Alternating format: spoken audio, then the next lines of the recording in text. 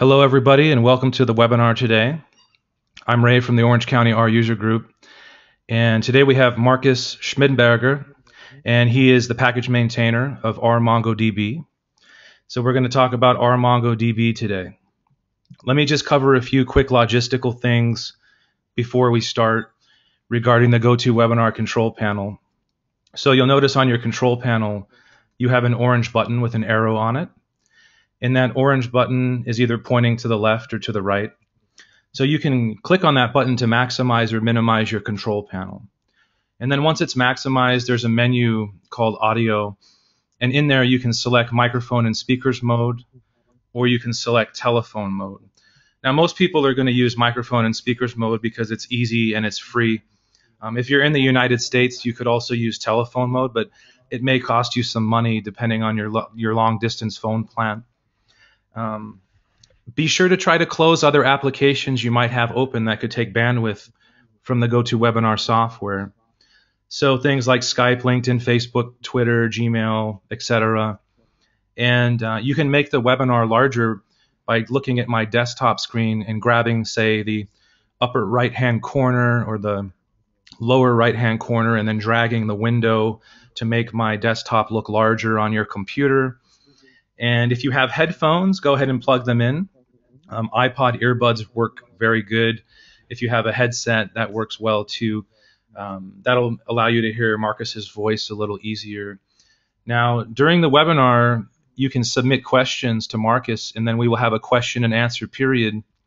So you can see the question and answer pane on the PowerPoint, and you just enter your question in the text box, and then click the send button. And then I'll get the questions and I'll verbally ask them to Markus after he's finished with his presentation. So a little bit about myself. My name is Ray DiGiacomo Jr., president of the Orange County R user group. And I'm a master R trainer and a healthcare predictive analytics consultant based out of Orange County, which is Southern California. And you can check out our group on LinkedIn groups. So that's just a little bit about myself. We're currently recording this webinar, so if any of your colleagues are interested, they can check out the recording. We should post it within the next 7 days. You'll automatically get an email from us, and then it'll be up on the internet. So what I'm going to do now is I'm going to turn things over to Markus, and I'm going to make Markus the presenter. And go ahead.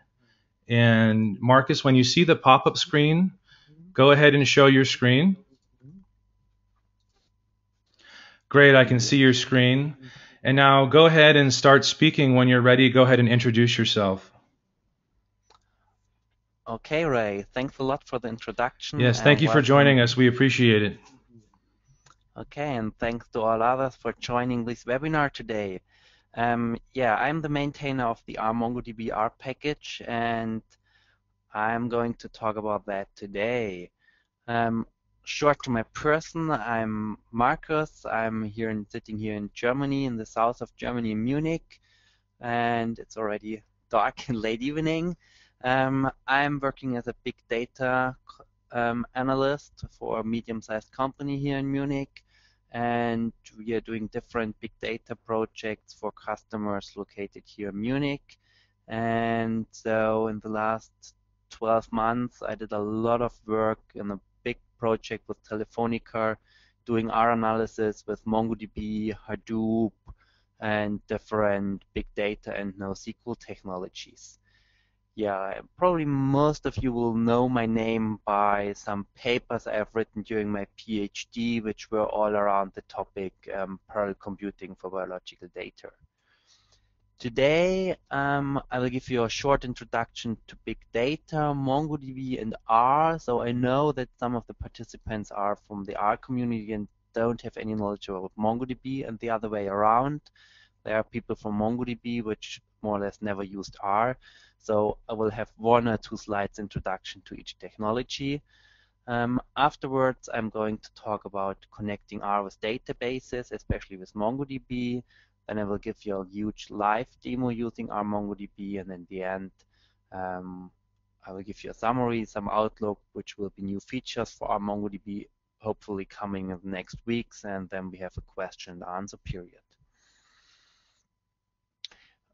Okay, big data, very hype topic, difficult topic, and I've written here the definition by Wikipedia.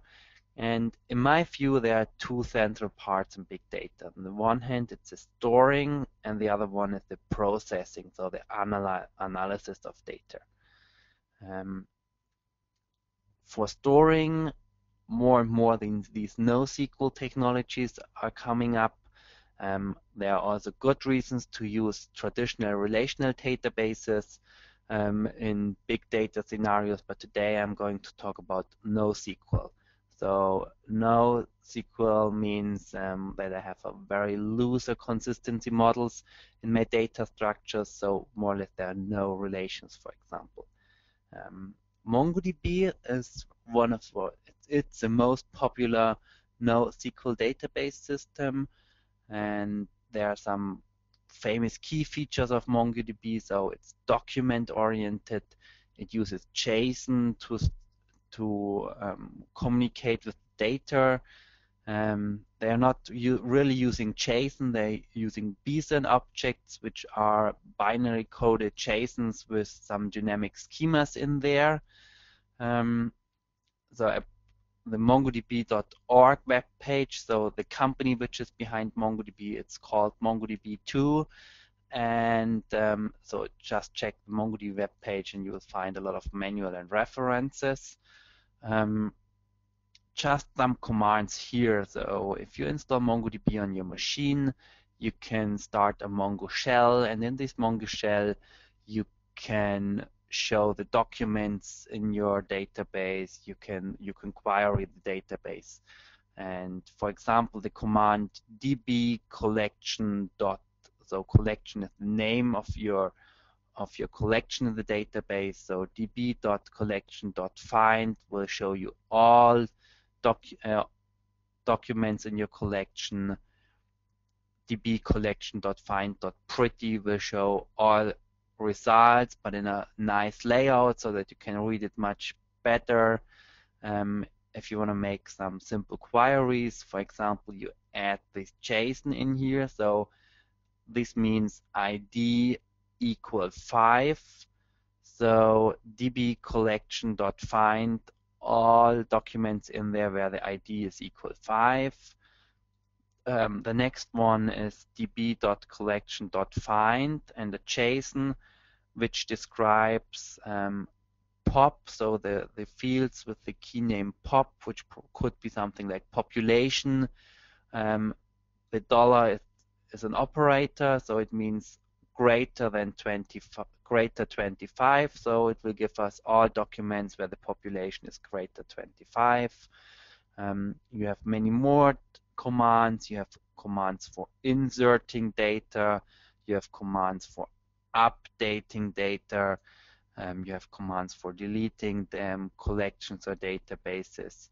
You have commands to add indices to your collection. So if you add an index, it's much faster to search on these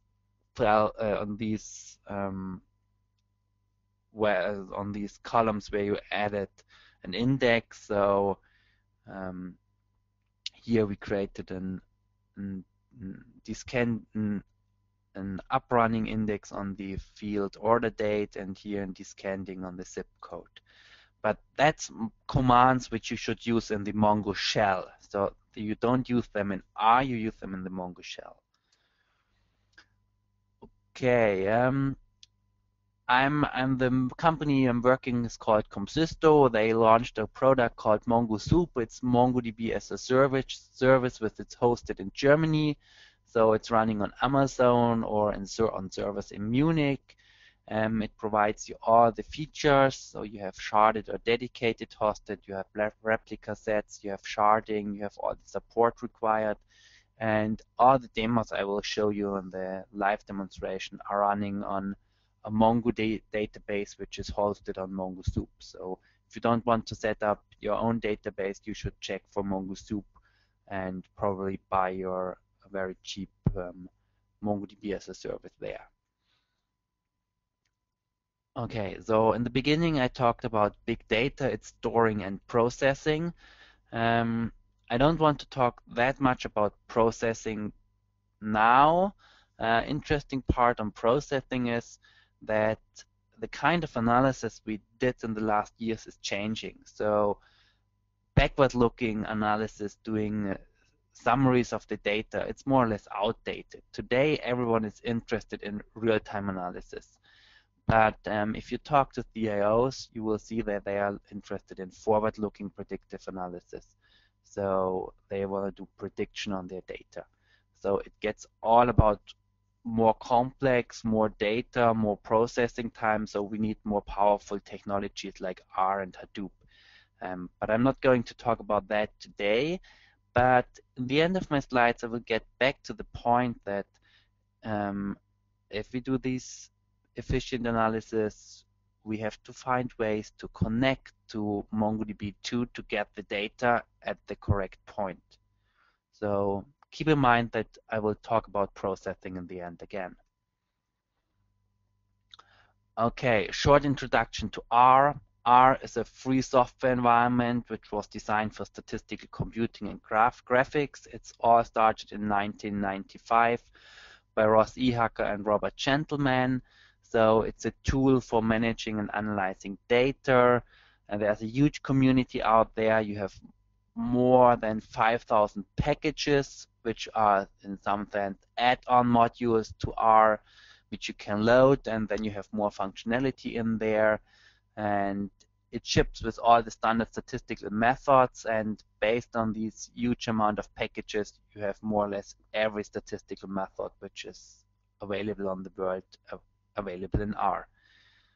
To give you a short impression, I want to give you one example. In R, there's a function called k-means, which calculates the k-means clustering, and it's a function. So if it's a function name k-means, then you have the brackets, you add some data in there, it's stored in the document dot, and the function k-means needs a number of clusters you should create. So I added here the 4.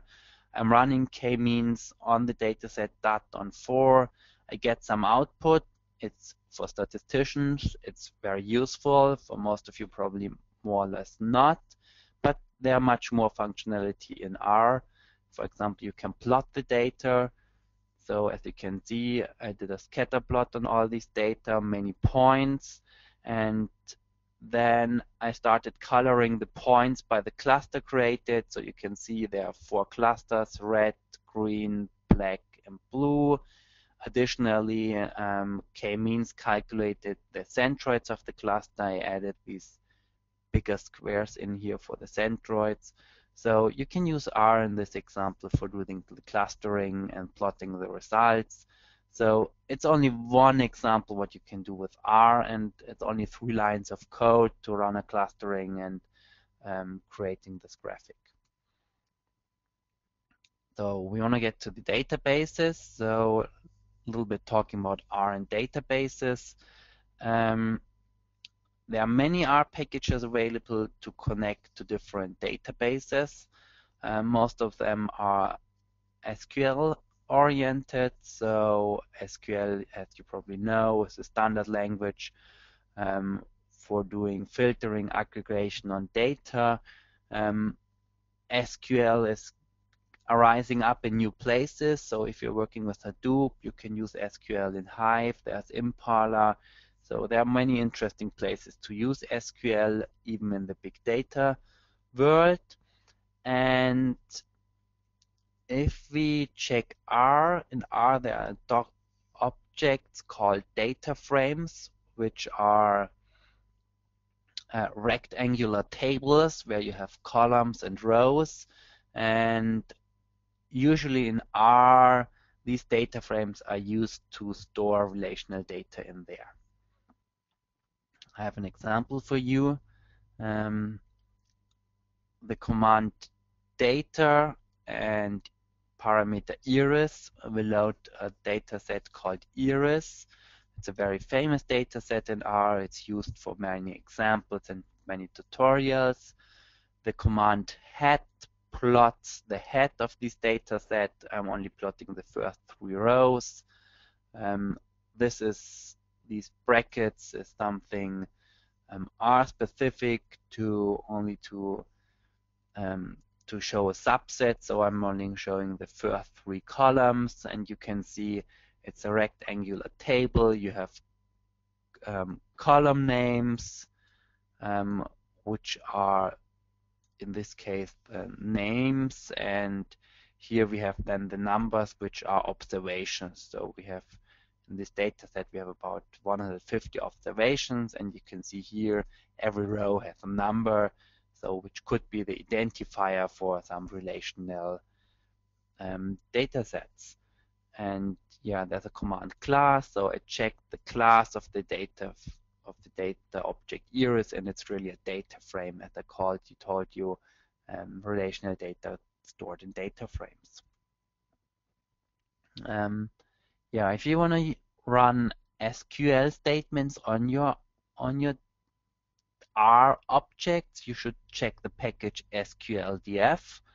In SQLDF, it's a package where only is one function in there, and this function is called SQLDF, and it gets a character string, and this character string is typical SQL syntax. So here, select the columns sepal length, sepal width, petal length from, and then you add the name of your R object, so in my case iris, and limit equal to, and the result will be the first 2 rows of your data frame iris, and in this case is sepal length, sepal width, and petal length. If you remember the slide before, it's the same numbers. And in the next example, I'm doing a count of the data set, so count everything from iris, and you can see there are 150 observations in there. So if you're an SQL expert, it's probably a nice way to use R and to do many aggregation and grouping aggregation in R without R syntax and using SQL syntax.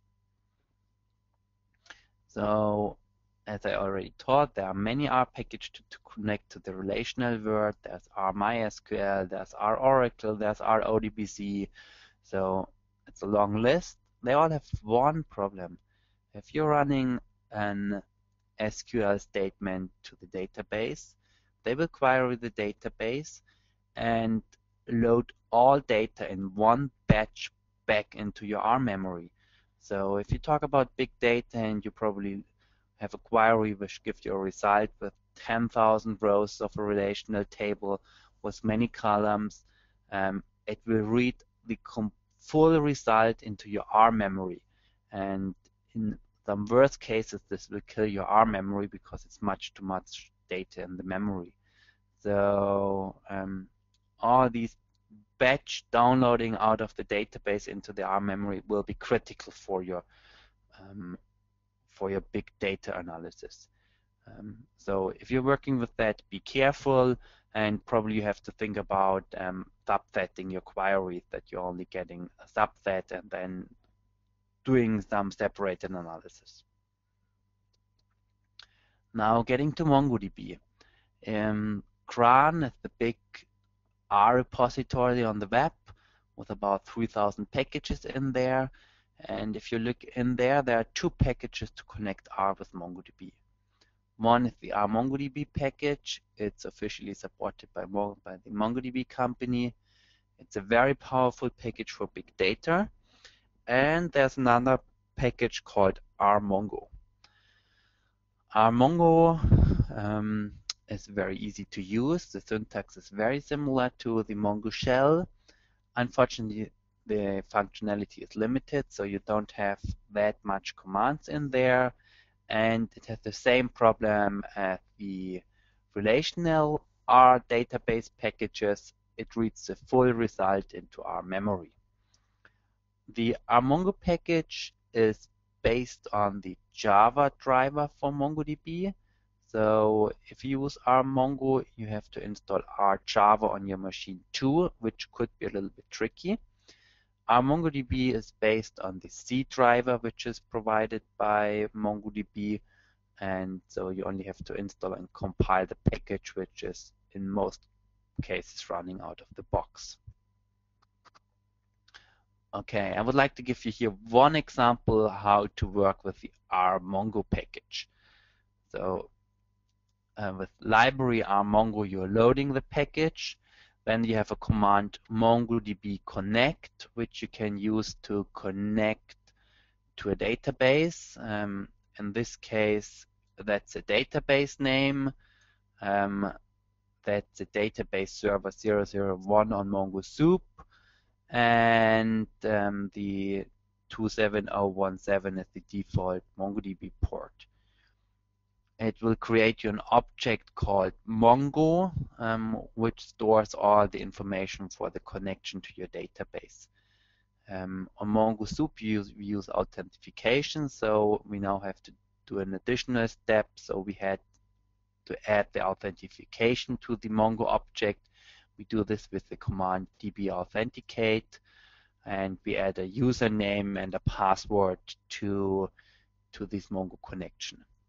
And now you can use a command like db show collections on the connection to your MongoDB, and you will get here a list that there's a data set on a collection on the database, which is called zips, so which is the very famous MongoDB data set. CCP is from the Cloudera Big Data Challenge, which was running in 2013. System users and system indices are some default collections from MongoDB, and test data are example tests, which I added there. Okay, now I'm running a query on Mongo. So the command in the RMongo package is called db get query.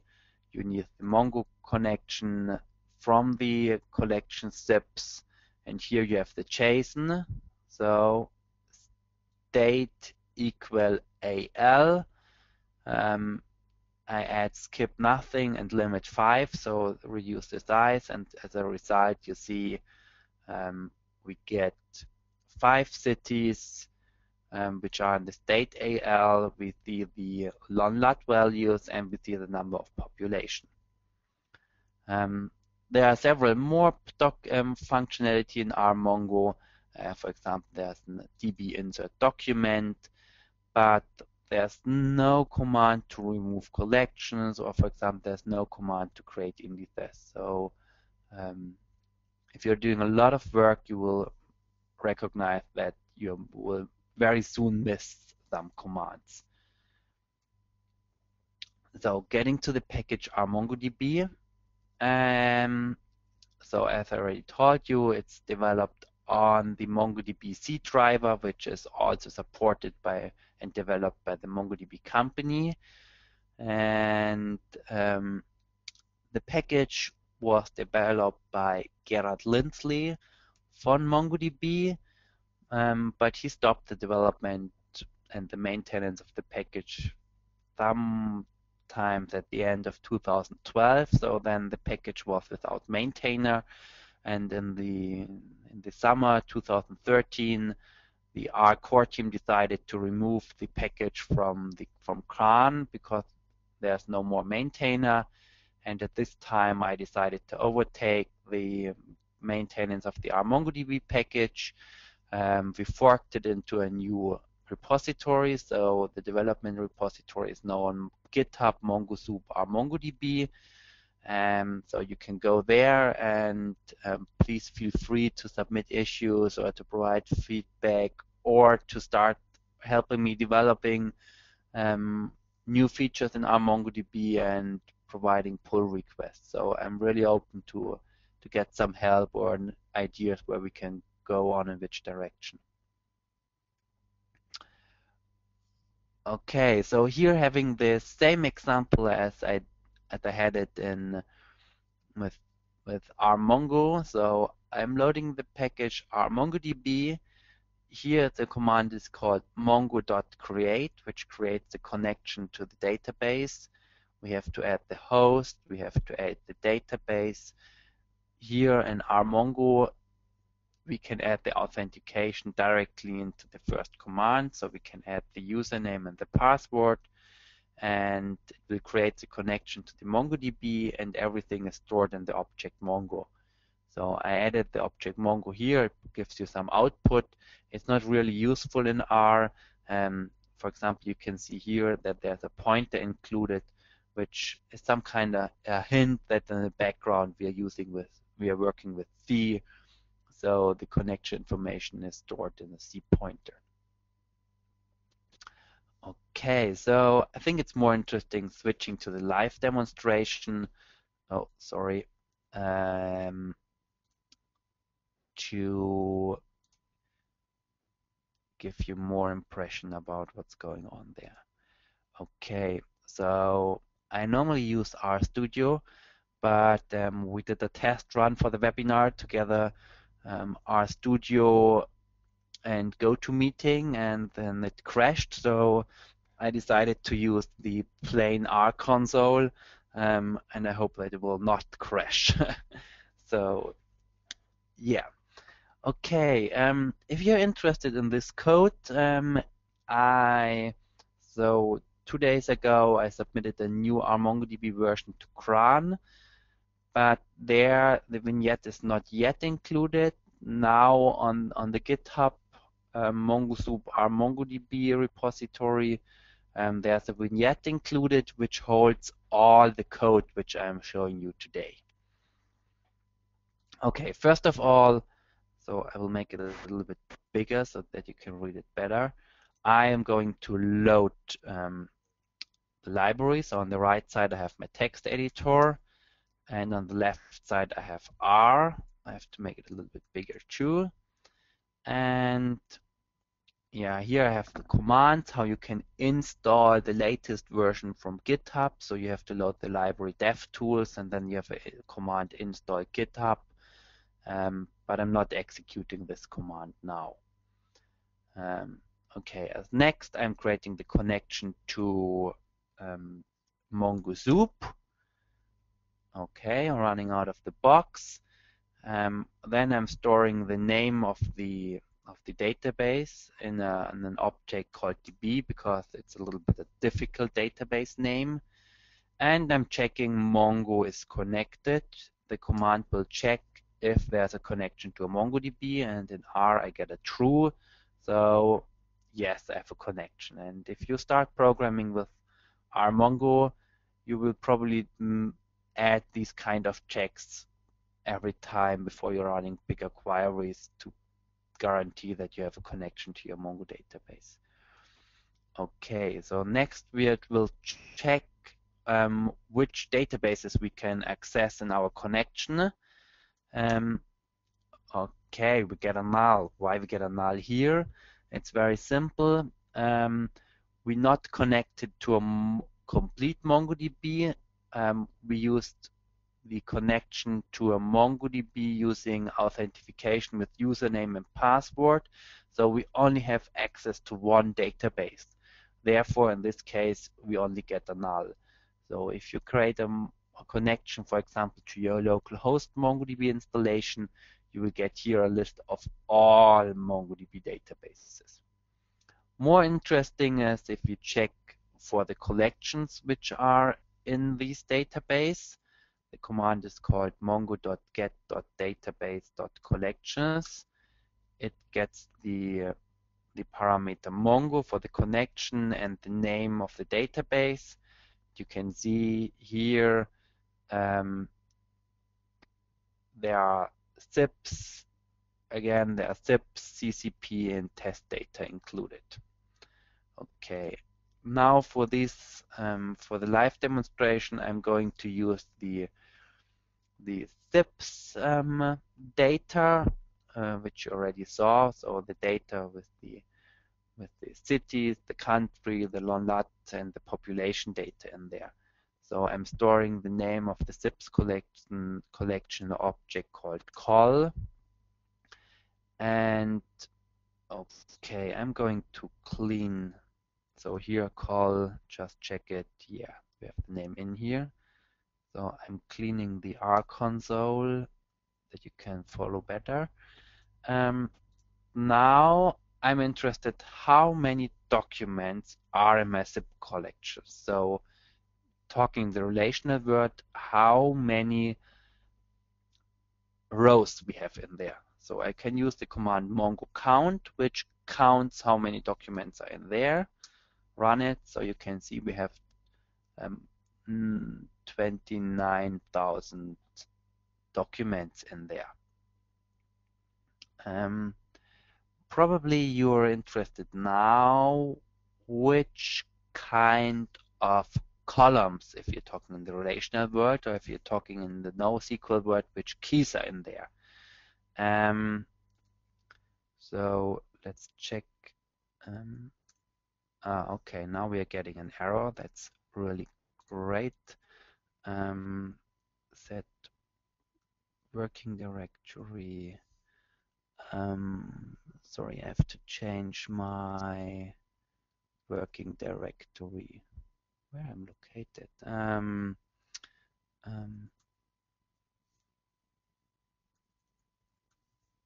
So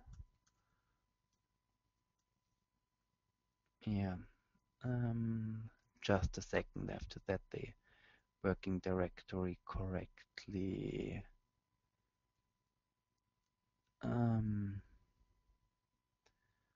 RMongodb. Yeah, here we are correct.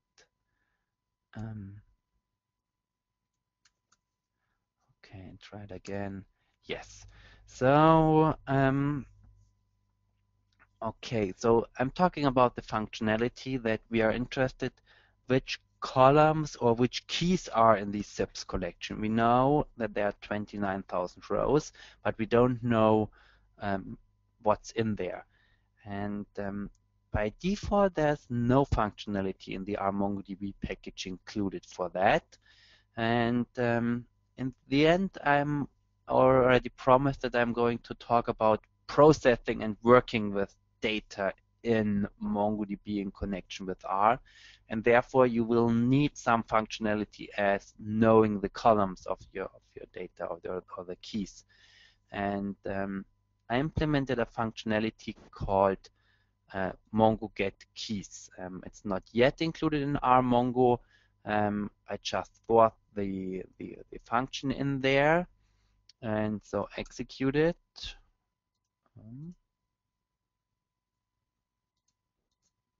Yeah, here it is. And the result, we can see that there is a key ID, we have a key city, we have a key loc, we have a key population and state. Don't get confused by this warning. I'm going to talk about this warning later on. Okay, clean up the R console again. Now you're probably interested, okay, I'm knowing that there is an ID field, that there is a field for the population and the cities. You're probably now interested which kind of city names are included in there. There's a function called mongo.distinct, so that's by default in the RMongoDB package. It gets Mongo, so the connection to the MongoDB. It gets the name of the collection and the name of the key you are interested. So in this case, city. Executing, and here we get a long list of city names. And you can see, so it's a list of 16,698 different cities, but we had about 29,000 documents in there, so we have some documents with the same city name in there. But it's a nice way to get an overview about all, which kind of values are in this key value pair. Okay, so let's start finding some data. In the Mongo shell, you have a command called find one, which you can use to find only one document. So it's available in RMongoDB 2. It's called mongo.find.one. So it's this command here. It's marked on the right side. It needs Mongo as the connection to the MongoDB, call as the collection we are interested, and then a JSON city equal Welton. So Welton is one of the names in this long output here. And so let's run the command and check what's in city 1.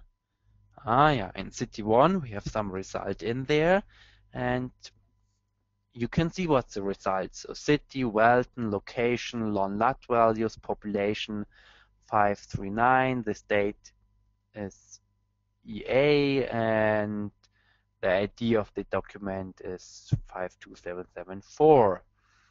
But it looks a little bit strange. If you are used to R, you don't think that's really an R object. Yes, it's not an R object, it's a so-called Bison object. So I already told you Mongo is storing JSON objects in Mongo as Bison objects, and we will get directly these Bison objects. And it's very difficult to work with them in R. Therefore, we have a command mongo.bison to list, which converts you the Bison objects to a list object. So I will execute that, and you now see the result is a list, and you have this typical syntax with the dollar operator, so city, Welton, log, and now you can access as usual as you're going to access list data in this object. Okay, clean the shell again. Okay, so if you're using RMongoDB for more than 4 or 5 months, and you're probably a little bit surprised that you can add JSON syntax directly to mongo.find.one syntax. Before, I think it was October or November, you had to create so-called Bison objects for queries, and I'm going to run these lines of code here. Okay, so these lines of code, first of all, I'm creating a buffer, a Bison buffer, and then I'm going to append different values, key values to this buffer. So to this buffer, append city and Welton, and then I'm creating from this Bison buffer a Bison object. And this query object then, it's city equal Welton. So this output is looking similar to the output we got before from the find operation. And now this is the Bison object for our JSON object city equal Welton. And if we now run the command mongo find, mongo find one, not having the JSON object in there, but having this Bison object in there, will give us city 1 should be the same. Yeah, it's Welton with the 539 population, so it's the same. So before last year October, you had to create these Bison objects, and if you were doing difficult queries with a lot of greater and less than or smaller than something and some arrays in there, it was really difficult and a lot of code creating these Bison queries objects. And now we added functionality to the RMongoDB package, which is turning automatically JSON to Bison objects. So you can do that manually too. So there's a function called Mongo Bison from JSON. I'm executing that. So and this function Mongo, so Mongo Bison from JSON is getting this JSON city equal Welton and creates a Bison city to Welton. And if you go 10 lines up here, that's the Bison I created with this buffer. So it's the same Bison city equal to Welton. And So now you have this nice functionality that you can create BSON object from JSON objects or directly add JSONs into MongoBSON.find. Okay, so let's clean again the R shell. So let's find some more data. So first of all, I'm going to run a Mongo distinct on the column population, and I'm plotting a histogram of that. So you can see that most cities have a population around 10,000, and they are less with about 60,000 or more. More interesting is creating a box plot. There you can see the averages are somewhere around 15,000, and you have a lot of outliers there, but it looks like there are some cities with zero population in there. I'm interested and I want to check that. So I'm running a Mongo count on Mongo on our zips collection where population smaller than 2. So important here, if you're comparing Mongo shell with RMongo, you have to add these ones here around these $2. So execute that, and oh yes, there are 86 cities where we have less than 2 people living in there. Ah, it really sounds interesting. Let's check what cities that are. We are running mongo.find.all, so it's a new functionality which is available since about 8 or 10 weeks. It downloads all data from MongoDB and creates a data frame out of that. So I'm running hats on pops, and you will see it's a data frame with the city names, with the lat values, with the population, with the state, and the ID. And population, yeah, all of them are smaller than 2. Okay, the log is looking strange because in the data frame we cannot really add these 2 value pairs, these lat value pairs in there. And that's one reason why we're getting this warning before there, that there are scenarios where this automatically binding, which is included in this .all, will fail. For example, we're talking about a NoSQL database. So the documents can be city, the first document can be city, location, population, state. And the next document could be city, population, state, and then location. And if you bind these, if you in a very stupid way bind these documents, the order will be rotated and you will get very horrible data frames. And so that's still one issue in this find.all package, which I'm working on.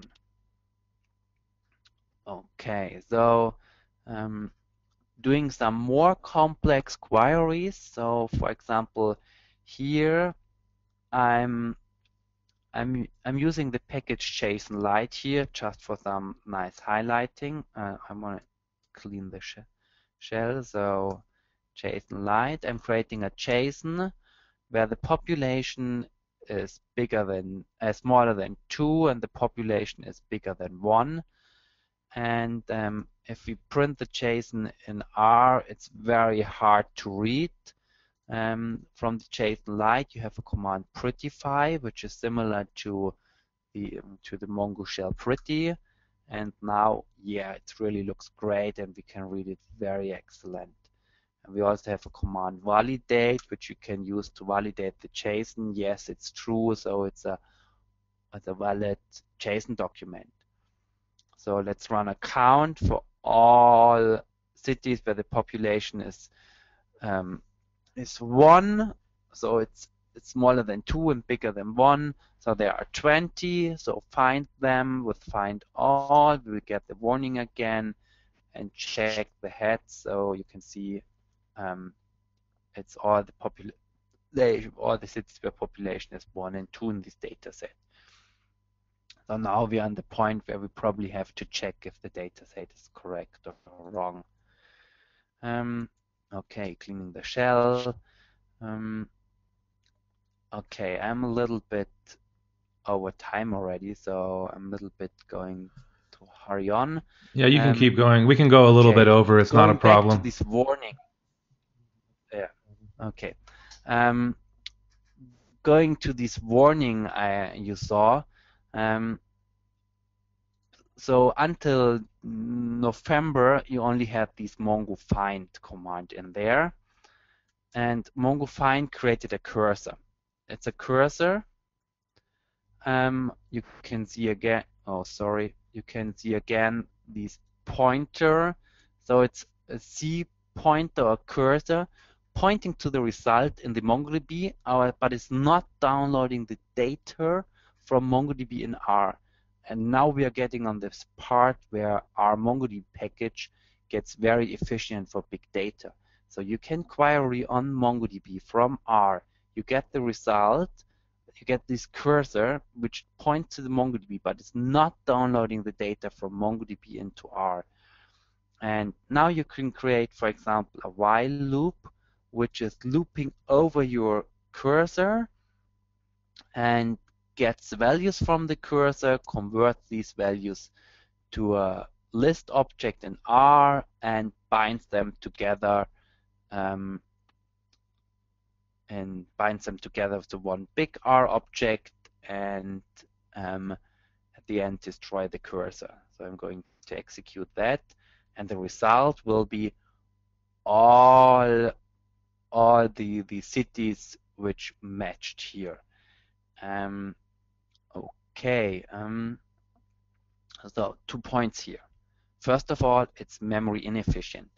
We have to define a null object here, and with our bind, we are extending this all the time. In the background, we have to allocate in our memory again and again and again because the object is getting bigger and bigger. So that's not efficient.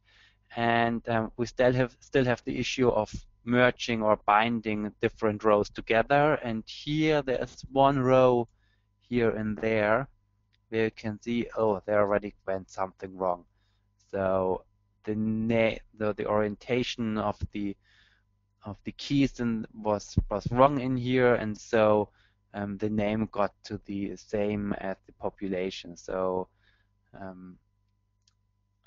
that's not the best solution for that. And that's exactly one point where I'm currently working on to provide functionality to make that more efficient. So for example, first of all, you should run a mongo.count to know how many rows you will get, and then you need some kind of efficient rbind to solve that. Okay, here I'm having some, so clean that. Here I'm having some code to inserting data into MongoDB. There's some data. There's a mongo.update to update data. There's code mongo index create to create indices.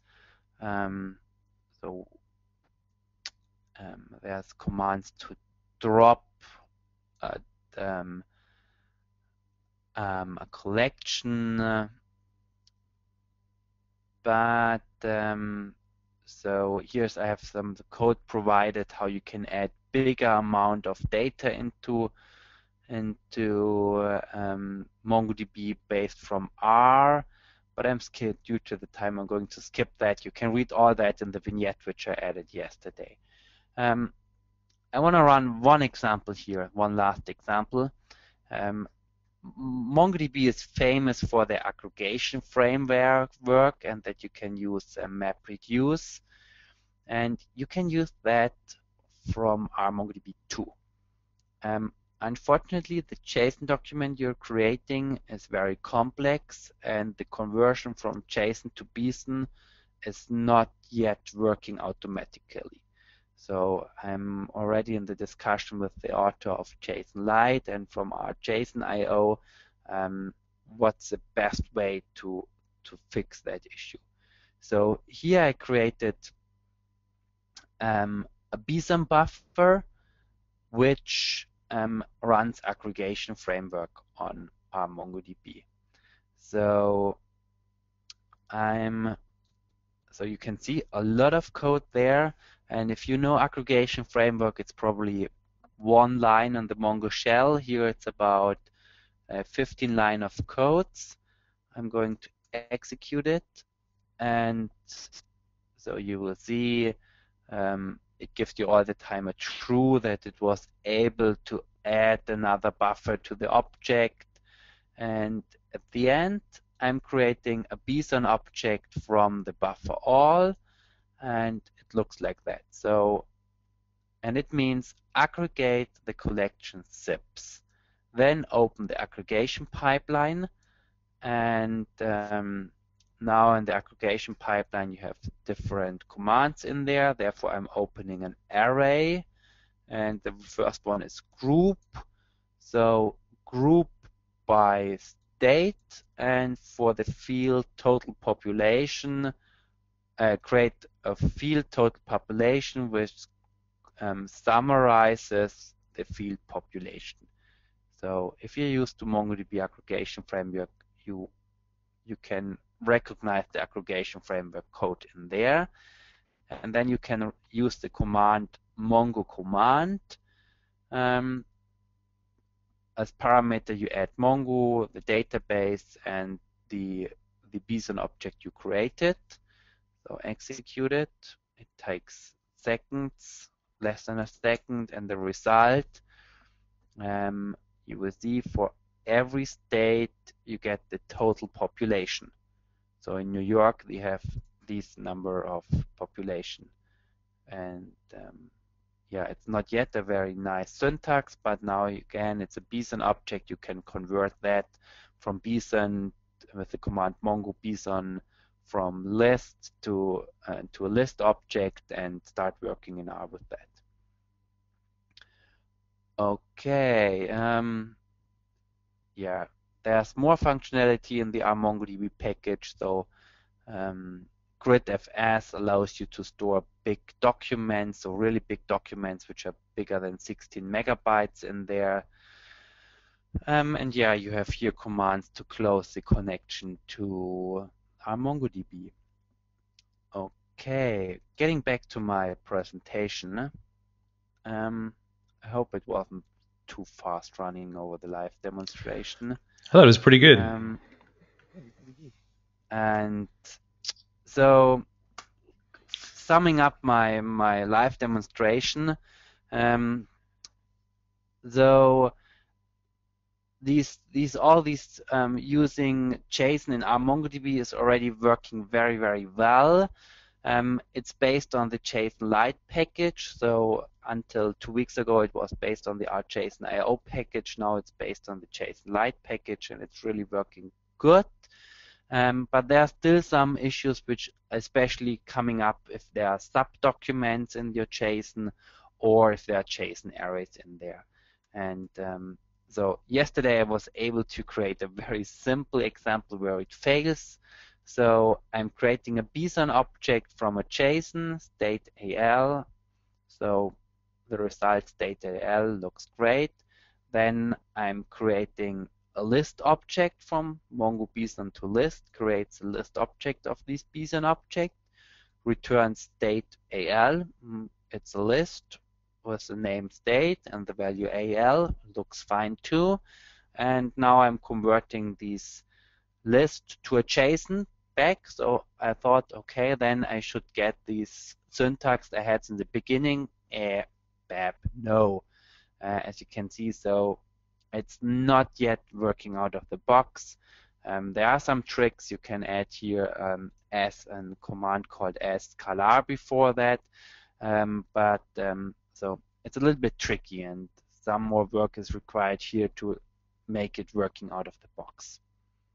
So my point is, if you're already using JSON in RMongoDB, please a little bit be careful. Okay, summary.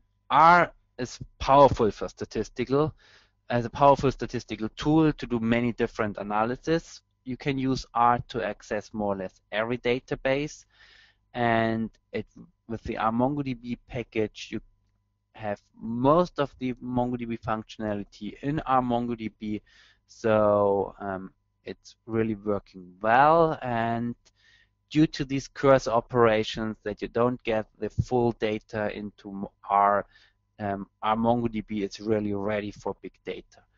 I am currently working on some issues to make the usability much more easier. And if you check the outlook, so that's more or less the issues which are open on GitHub currently. So I have to fix the JSON to BSON conversion, so that's my top priority. Then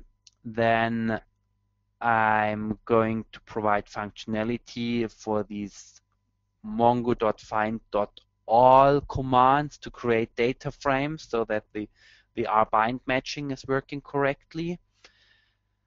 The next step is that there's a new MongoDB C library, version 0.9.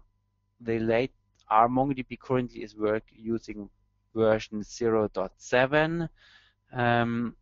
So the new C library provides more speed, more functionality, more stability, and there are many reasons to switch to this version, but unfortunately they changed a lot in there. For example, they changed the connecting method to the MongoDB. So this means a lot of re-engineering in the background of the MongoDB package. So yeah, it's a lot of work, but it should be done in the next 2 or 3 months. And yeah, I started with the point big data is storing and processing. Now we talked about MongoDB storing data there and querying the data, but we are statisticians. We are interested in running probably k-means on data which are in MongoDB or any more complex algorithmical methods. And we are not yet on the point that we have efficient tools to do that. And you probably know Hartley Wickham, which is a very efficient R programmer. He developed ggplot, he developed plr, and he developed dplr. dplr is a very new package which provides functionality from the plr package to connect data frames or databases like MySQL, Big Data from Google, Postgres, and so on. And I started, so it's so long it's only bad hacks, a package called dplr MongoDB, which is as similar as possible to dplr, but connects to MongoDB in the background. So the challenge is that dplr was designed for relational databases in the background, and MongoDB is NoSQL, so there are no relations. But I'm really looking forward that there's a way to get it working so that you can use the dplr commands like grouping and whatever's in there directly from R on MongoDB without knowing anything about the syntax of querying data on MongoDB, and that you don't have to care about anything like R memory efficiency. So this will be done automatically by the dplr MongoDB package. So yeah, that's really very hot and new. So I started working on this in the beginning of January. And if you're interested in that, check the GitHub pages, star it to get updates if there's new information on that. And yeah, probably some of you is interested to join this project to get it up and running. Okay, that's all. So thanks for your attention. As I told you, the code is available in the vignette of the RMongoDB package, and we will send you the record of the webinar in the next 7 days. And now I'm happy to answer you some questions. Thank you. Thanks a lot, Markus. That was a really great presentation. And we're going to go into a question and answer period now. So if you have any questions, you can submit them through the questions pane of the GoToWebinar control panel. So we have a question now, and this is from Kanan. So he asks, is the version of RMongoDB that you use today available on GitHub? Yeah, and that's where the version which is available. Yeah, so you can see my desktop, I think. Yes. And I make a session info, and you can see it's RMongoDB 1.5.1, and that's a version which is on GitHub since yesterday. And great. On CRAN, it's version 1.4.3, which is more or less the same. Yeah. Okay. Here's a question. Why do I have to use complicated BSON objects in RMongoDB?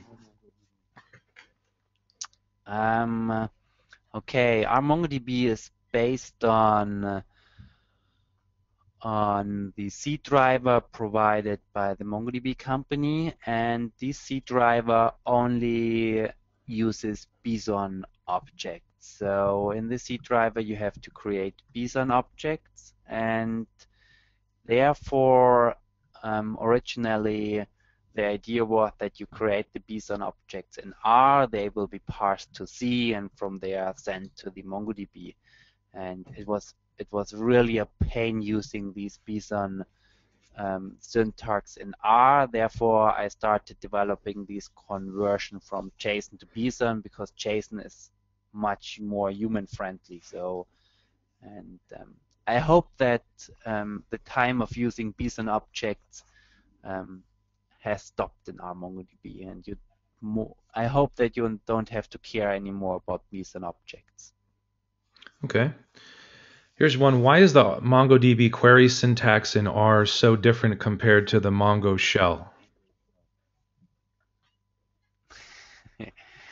The question is the other way around. What's the difference? So